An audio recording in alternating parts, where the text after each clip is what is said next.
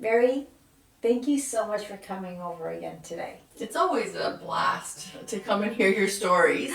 And you shared one with me yesterday, and I thought, well, we have to talk about this because I think there's a lot of people struggling with addiction, and many different kinds of addiction, any kind of addiction. And they know to go to a doctor, maybe they know to go to a rehab center. They know, if they're looking for help, there's some stuff out there. Not enough though. Not enough stuff for people suffering with addiction. But I didn't know that you could help with this. Yes, addictions, they vary. Mm-hmm. And the degrees of the addictions vary. Why someone has an addiction varies. Mm-hmm. So I do work with people with addictions.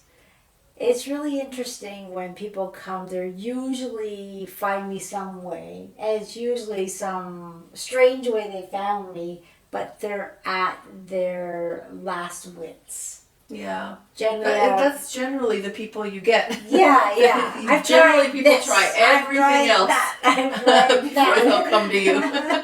And then they come like, I have nothing to lose. So Yeah. I heard about what you can do. Can you help my son, my daughter, my spouse, myself? Yeah. Well, that's what it was the other day. The mother brought her daughter in, and I thought, boy, that's powerful, because I used to work in a high school, and I remember how desperate a lot of parents feel when their children fall under the darkness of an addiction, Yeah. and how powerless they feel to be able to help them. Yeah, and it's not that these children don't want to stop. In a lot of cases, they'll tell their parents, I'm doing my best to stop. Mm-hmm. But there's this urge that overcomes me, and I fall into it again. Whether it's a simple, I'm going to say a simple addiction where they might be vaping. Mm-hmm. But then there's heavier stuff, perhaps too much marijuana, perhaps heavier things like meth or cocaine. Yeah. And it's you feel as a parent that you don't have control, you can't help, but you can give unconditional love. You can bring them to therapy, you can bring them to AAA, you can bring them to doctors, you can do it. So this child wants to heal. Mm-hmm. But when I talk about this case, you can have it kind of in any scenario. It could be something for you. It could be something for your spouse, your child, a friend. When someone is under the influence of dark energy, sometimes that desire to do the drugs, that addiction, is too big. It's too strong. Mm-hmm. Dark energy cannot overtake us and make us do anything. Mm-hmm. We are our own divine beings. But they can give us the desires, the urges to do something that's not in you. So like it makes it harder, the dark energy makes it harder for us to get help. It makes it harder for us to fight those urges. Is that right? Yeah, especially when somebody's tired or stressed, their lower energy, that desire to, you need that drug, you need it. It's like they're under the influence of the dark energy, but it's actually them doing the action, but it's like they almost had less control over themselves. Yeah. So then they'll say, do the drug again, and the parents get very upset, and then it causes more chaos, and the child feels worse. What happens then? It lowers their vibration more, then the urge comes over them again, and they're less strong to fight the urge. Yeah, so it's like a big circle. Like it's Yes. like a big loop. And it gets bigger, and it gets more often, and it gets, the problem exaggerates because we're trying to fight the problem, putting energy into it, causing the child to feel lower, which is giving the darker energy more power over the child. That makes so much sense, because I recall working with kids that were addicted to drugs, and I remember feeling like, I don't think I showed it, but I remember feeling so disappointed in them because I felt we were getting somewhere. And then they went on a binge, and it was like, oh, and we collectively, like all of us, felt so disappointed in them. So, you know, without knowing we were doing harm, really. Yeah. We were just trying to show that we care. Yeah. And they feel like, oh, I tried so hard to stop and I can't. So can I even stop? Yes. Right?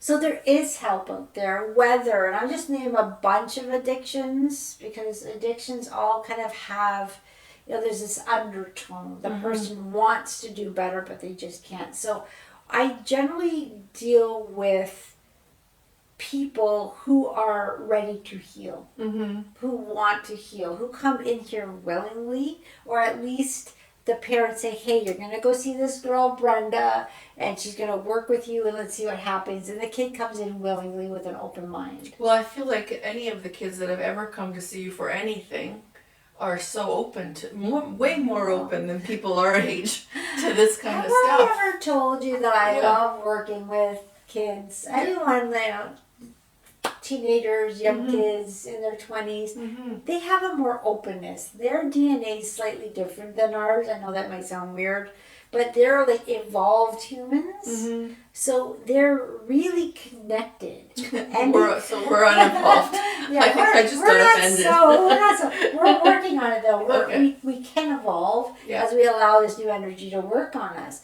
But these kids, or these people being born, say under the age of 20 and around that, like maybe 21, 22, fall into that, they're more sensitive. So they see the world as a holistic world.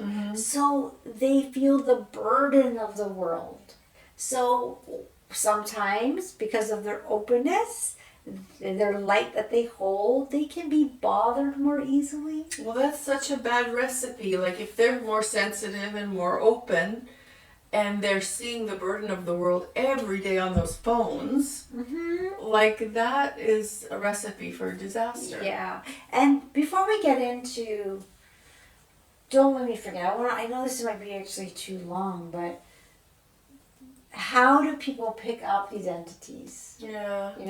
That's one thing. That's a common question. So when I work with someone, let's give an example. I work with someone, and there is a lot of release from their field, and these entities come out of their field. Now that entity could have been the culprit of that addiction. Yeah. It's the entity comes in with its own energy. So if it's coming in with an addictive energy for, say, meth or cocaine, it wants more. So it's telling the person energetically, I'm craving it. Oh, I'm craving it.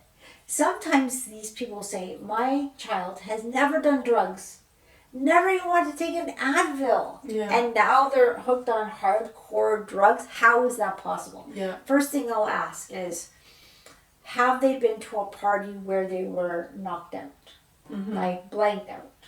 Because that is the prime time for a dark being to jump into a field. Sorry, like blanked out, like passed out from alcohol? Passed out from alcohol. Oh, okay. Yeah. So something like that. Even... Or drugs, yeah. Or drugs. Or even surgery. I mean, we have an episode about that. Yeah. Protect yourself when you have surgery, because usually you don't get drug addicts walking around the hospitals. Yeah. But now you passed out in a bar or a party. That is the prime place to pick up an addiction from an entity, from, like, it could be cocaine, meth, sex addictions, food addictions, things that aren't good for us. So there's a lot of different things. So now the person, wakes up from their blackout. They now have an attachment, but they don't know they have an attachment. No, because we can't see them or feel them or even some know people what's going nowadays can, but a lot of people don't. Like, I'm not feeling so good. I'm feeling cold. I'm feeling off. I don't know what it is. And then it's one bad decision that, they get an impulse to do something bad, leads to another bad decision. Then it snowballs, and all of a sudden, there's a full-blown addiction here, and we're all like, what the heck happened to this beautiful child. Yeah. And sometimes a trauma can cause that too, right? Yes, If yes. there's a trauma that happens, because we've talked to parents that have brought kids in like that also. Yeah, and actually there's another case I had where a child was bullied at school. And in that bullying attack, they actually got knocked out. Oh. Like blacked out from too many hits in the head. So a person went to the hospital. That child had an addiction. They too picked up an entity. And when you're in so much trauma, whether it's physical and you black out, and sometimes it doesn't even have to be that you black out. Yeah. It could be that you're just so upset, maybe a parent passed away and you're so distraught, or a breakup. A lot of people get really dark places when they have breakups. Yeah. And then what will happen is an entity will come into their field and start bothering them, but you don't know what it is, because we're very energetic beings, although a lot of people don't know. So is that my thought? And you just assume it's yours, that impulse is yours, that craving is yours, and you start getting into the wrong crowd and things snowball. So now we know how people get into this, pick up entities. Some of them might be addictive, but does it hurt to remove them? Like, do people feel when they're getting your service? So the mother brings the daughter in, she's addicted to cocaine. Do they feel anything happening when they come to you? And generally when I'm working with a parent, we're not going to freak out the kid and say, hey, you got a spiritual attachment that might be causing. We don't know this for sure. Yeah. I do a lot of background work. I meditate on the case and get information on it, what we're dealing with, and every case is unique. So every session is unique. But the one thing that's very common in the sessions are, I let them know they're going to be laying on their back, very comfortable, and there's nothing they need to do. They're just going to relax. Yeah. And during the session, I let them know you might feel a little bit of anxiety come up, a little bit of fear come up. Breathe through it and connect with, let's say they believe in angels, or bring in God energy or Jesus, whatever makes them comfortable. We're dealing with different faiths, so it doesn't matter. It's what you believe in. Yeah. So a lot of people imagine angels around them, or a connection with God or Jesus or another master, let's say. And I just say, think about that. Have thoughts that are happy. Remember those fun times. So they get into a very relaxed state. And I said, if you feel that urge to fall asleep, just allow it to happen. Because when these beings of light come through, they will put the person's mental state to quiet it down, kind of slow it down. Yeah. So the person goes into a meditative state, or it feels like they're sleeping. And that's where they can do the deep work. Now, just so we know, we create a healing space for the client, for the person. It is up to that person's soul or higher self to accept the healing space and do the healing. So we're co-creating a healing. I am not healing the person. Even though they leave and they feel very different. Well, I want to know how that girl's feeling today. Very different. Like, what's happening with her? No more drug addiction. What? Gone. And you only saw her once? In that case, actually, I gave her a 1 session.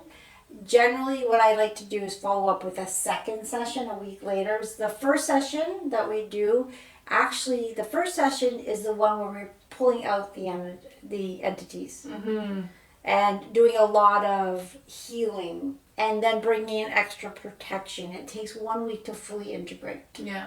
During that week, the person might feel tired, thirsty, a little bit emotional in some cases. They always get off the table and they go, I feel different. It's almost like, imagine you had like a mesh, like a gray mesh over your eyes, over your head. and afterwards it's gone. You're like, wait a second. You can see clearly now. Why is like things look more colorful? Mm-hmm. I feel more peace. They don't have that energetic mess in their field. Mm-hmm. So they can't explain it. They always go, I feel different, but I can't explain it. And that's a normal reaction. Yeah. I don't know. Like, and afterwards, they start to question, how did I even do that? Mm-hmm. That's not me. Why did I even do that? Yeah. So I always say, be kind to yourself. Because when you're under the influence of something, it's hard to make good decisions all the time. Yeah. So then there's this aftermath of feeling regret, shame, embarrassment. So more healing is needed to help with that trauma, let's say. So I usually give a follow-up, and then I will actually do follow-up sessions that are slightly different to help bring them back to that confident person that they were. Yeah. So key messages from today: have empathy for people that have addictions. There is help. If you need more information, contact Brenda at www.sobrilliant.ca. And maybe after we finish this video, you can help me with my chips addiction. Yeah. I don't think we've gone after that one yet. Yeah. I love working on these cases because, it can just change someone's trajectory. Yeah, so little can change so much. So if you've tried everything for your addiction and nothing's working, give this a try. Yeah, I'd love to hear from you, and I'm here to help. I know it's kind of a gift. It's a gift I have. I'm not doing it, but these beings of light that come through me do, and it's profound. And I can't put words to it, and I like to be humble about it because how do you put words into something so? Well, it's kind of a miracle when you hear the clients come in and then how they're doing a couple weeks later. Yeah. Like, I've been around you for long enough now. Like, for me, it's a miracle.